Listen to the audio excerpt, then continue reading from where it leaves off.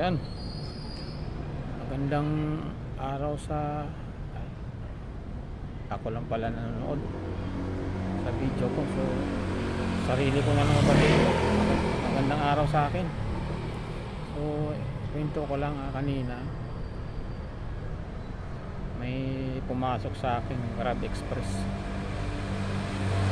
University Tower 2. Doon ako sa may bandang Lacson. So Grab Express pumasok sa akin, pinuntahan ko. Pagdating ko dun sa pick up, nangyari, tawag ko ng tawag, di sumasagot. So yung tinawagan ko, yung receiver.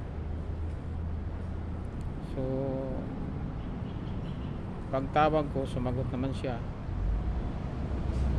Ang problema,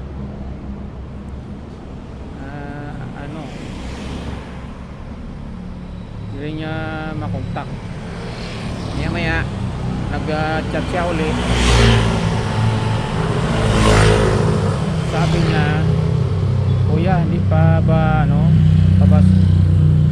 nag-message sa'yo? Sabi ko, hindi pa sir eh. So tinawagan ko ulit yung sender. Ayun, sa wakas sumagot na rin. Ang problema, wala siya dun sa area, yung sa pick up point. Alas 4 pa raw siya darating doon.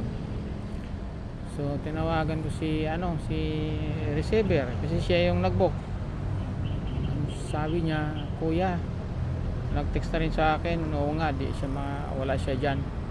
Pa-cancel na lang kuya, kasi hindi ko makancel dito. So ako naman, sa loob ko, hirap ng ganito, diba?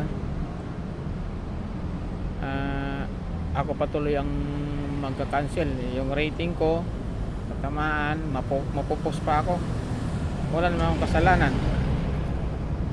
So kung naisip ko sana, i-message ko siya, siya self-center, message siya doon, ipapakancel niya doon sa health center. Kaso lang, kailan pa yon? So ang ginawa ko, ako lang nag-cancel.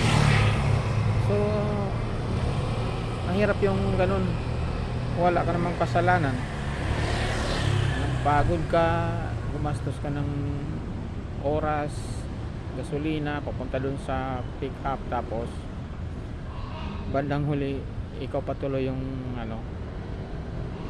parang ikaw lumalabas na ikaw pa yung may kasalanan, ikaw nag-cancel, na-post ka. So sa ganung sistema, may problema, kawawa yung rider sa ganung sistema. Dapat pag ganyan, valid naman yung reason mo, dapat hindi ka magpo-post. So dapat pag-aralan ng Grab yan, mga ganon. Valid naman yung reason, mayroon naman doon na screenshot, i-send mo naman doon sa bago ma-cancel. So hindi na dapat ma-post yun. So